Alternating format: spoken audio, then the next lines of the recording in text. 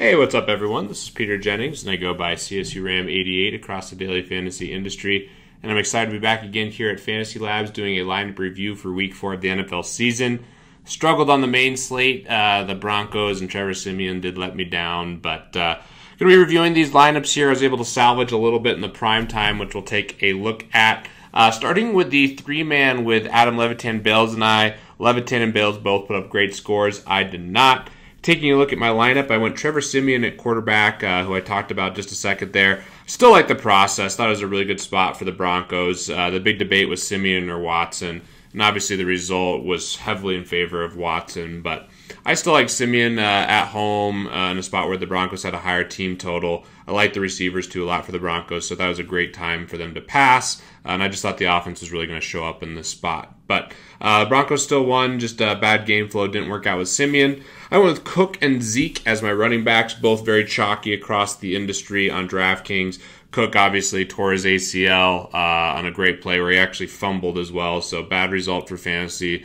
Bad result for him. I feel really terrible that he tore his ACL. Really liked him as a player, and hopefully he'll bounce back strong.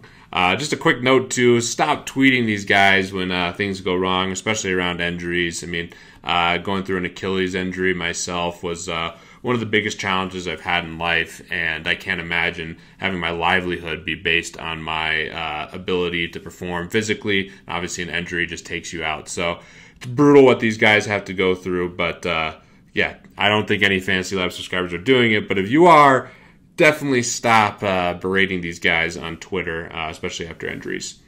Zeke, don't need to talk too much about. He was uber chalk. I was disappointed to see Gurley do better than him when Zeke started off so hot, but really like him going forward, and hopefully there'll be some more good spots here that we can take advantage of Zeke with the pricing. I thought he was an auto play this last week.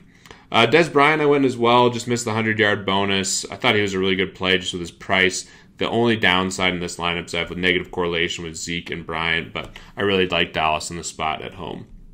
DeAndre Hopkins was 100% owned here. He was chalk and cash games as well. I paired Siemian with Emmanuel Sanders and C.J. Anderson.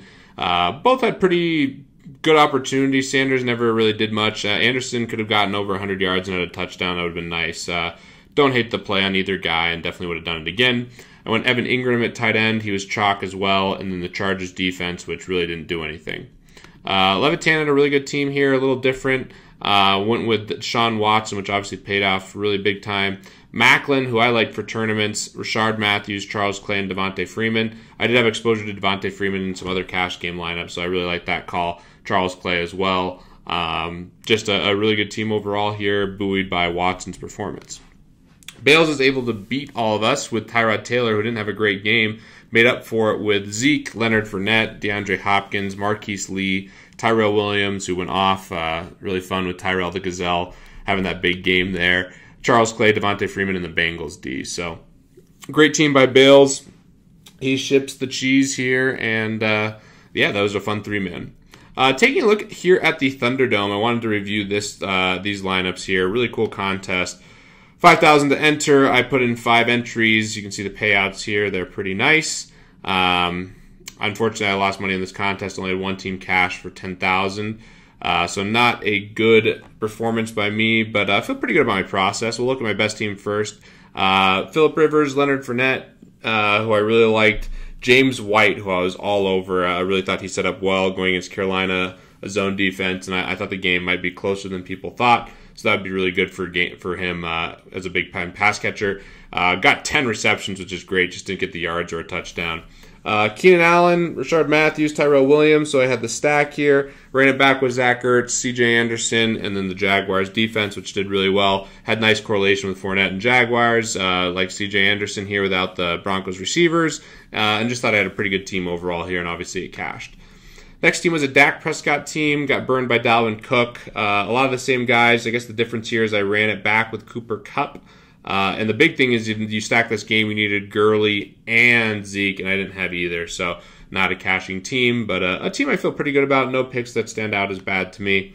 This team here I like as well, going Simeon with a double stack, ran it back with Jared Cook, who I thought was the best option for the Raiders. Played 2 tight ends, which I thought was sharp with Gronkowski. The one mistake I made here is having Gronk in the flex instead of at tight end. That is a stone cold mistake. Definitely need to improve on that. I've been good about it when I use the FantasyLabs software, but when making multiple lineups, you need to make sure you don't make that mistake.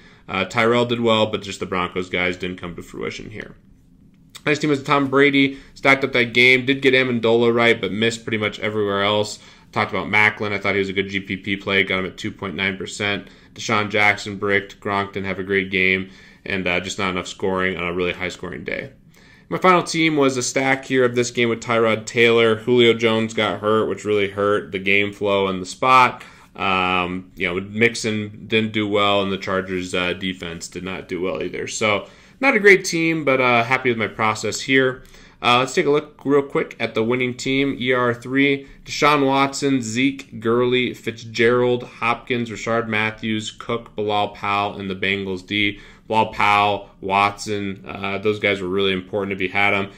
Running back with Hopkins, and then Todd Gurley coming up with that huge game was massive for ER3. So congrats on taking home the $150K. Great team there.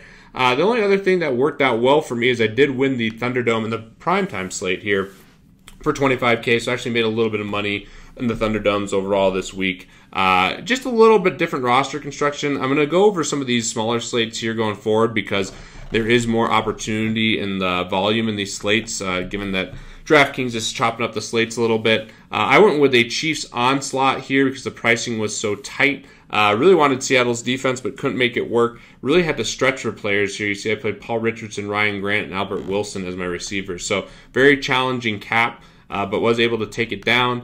2 of the best guys to follow are right here. Actually, the whole list right here of these guys next in order, all great players. You can see here, got Kirk Cousins at 10%. And a lot of just kind of tough decisions. Ryan Grant here just had to play some cheap guys overall by Osimo. Udako went the Russell Wilson route. Had J.D. McKissick, which just shows what you had to look for in this spot. Straight Cash Home, he's another great player. Went with Alex Smith as well. Hilton was the big bust with his price. I knew that was going to be a tough fade for me potentially, but that was the big difference here in the primetime slate. So hope this was helpful for you guys. Definitely want to be reviewing more content and more stuff that I do during the week, as well as the lineups to make sure the process is good. Any feedback that you guys have, I'd greatly appreciate. Feel free to hit me up on Twitter or let us know here at FantasyLabs. As always, looking to see more FantasyLabs subscribers at the top of the leaderboard. Good luck in Week 5.